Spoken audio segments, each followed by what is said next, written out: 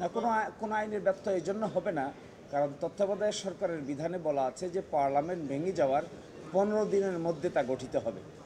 এবং এখন যে সরকার গঠিত হয়েছে, এটি তত্ত্বাবধায়ক সরকার যে সিস্টেমটা আছে, যে লাস্ট রিটায়ার্ড চিফ জাস্টিস হবেন, তারপরে তার আগে রিটায়ার্ড জন হবেন, এই বিধান মেনেই বর্তমান সরকার গঠিত হয় নাই।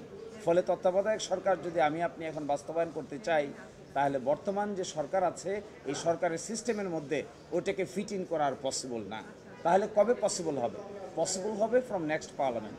This government is an interim government, this is not the caretaker government. Caretaker গভর্নমেন্টের nature and character is different, interim গভর্নমেন্টের nature is character is totally different. এই গভর্নমেন্টের 3টা ম্যান্ডেট: 1 নির্বাচন, 2 বিচার, 3 সংস্কার।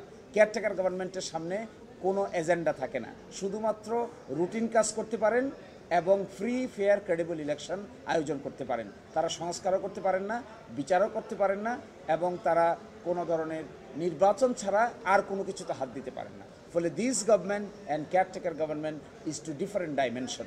এই জন্য আপাতত it is not possible to implement. It will be implemented after certain period of time, may be held from 14th parliamentary election, not from 13th। এটা চ্যালেঞ্জ হবে না, চ্যালেঞ্জ হওয়ার কোনো স্কোপ নাই। এই জন্য নাই কারণ বর্তমানে তো পার্লামেন্ট নাই, পার্লামেন্ট ভাঙ্গার প্রশ্ন আসছে না, 15 দিনের মধ্যে কেয়ারটেকার গভর্নমেন্ট গঠন করার প্রশ্ন আসছে না। So this provision now is redundant. এখন এটা চাইলেও অপারেট করার কোনো স্কোপ নাই।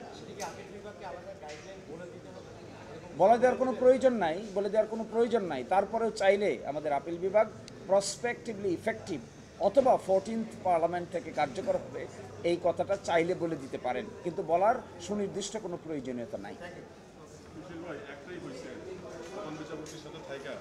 বাংলার সাথে ইংলিশ দিয়েছেন, এখন এটা বাংলা করতে হবে আমাকে।